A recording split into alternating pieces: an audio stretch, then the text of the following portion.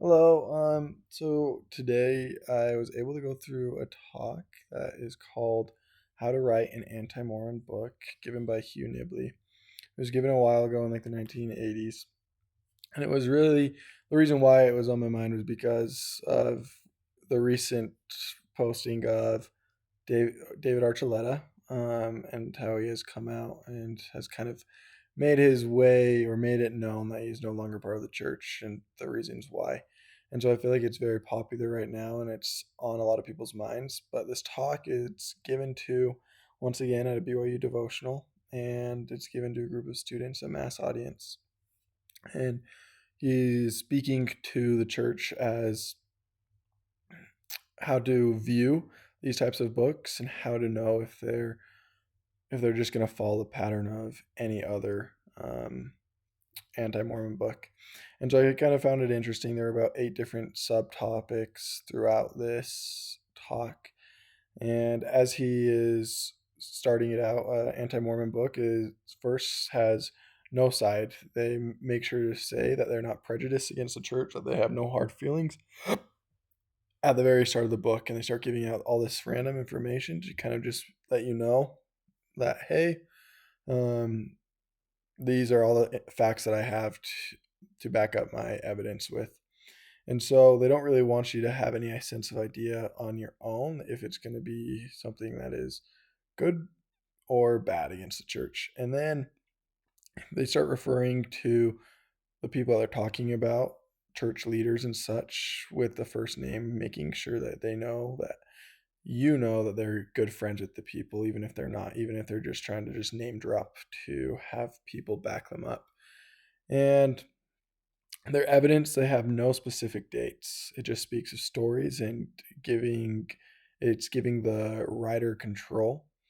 And they every sentence is speculative, meaning that there's no definitive answer, because if there is a definitive answer and it comes out that it was actually the opposite, well, then it will throw out their entire book. And so they can't be speculative, and they just end up with an absurd speculation of the reasons why that church leaders do certain things.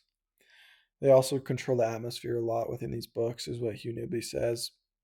And the story is supposed to be built up throughout the book, meaning it's going to get worse and worse as the story goes.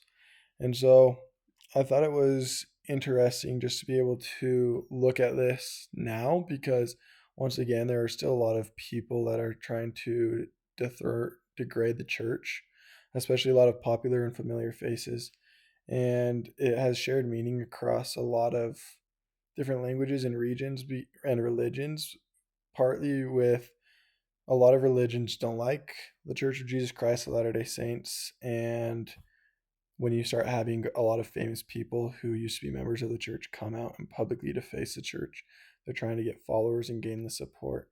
And as we all know, that in the last days, that's going to happen more and more, and that's why a lot more are going to fall away. And so I think it was interesting to be able to see what Hugh Nibley was able to say and what he was able to research about how to write an anti-Mormon book, because it puts it into perspective on how we should come across these certain individuals nowadays that are trying to gain their followers and gain their publicity while trying to be giving their own opinions and their own speculations. Because there's a lot of things, I mean, if you watch David Archuleta's recent video, there's a lot of things that he says that we aren't allowed to do, which, I mean, part of our religion, we make covenants, we make promises that we won't do those things, but it's never a mandatory thing. We still have our agency and we still have the opportunity to choose. And it's never about forcing anything on anyone else. And so this is just kind of something that was on my mind that I felt like I wanted to be able to share with all of you. And so hopefully you guys have enjoyed, and chat soon.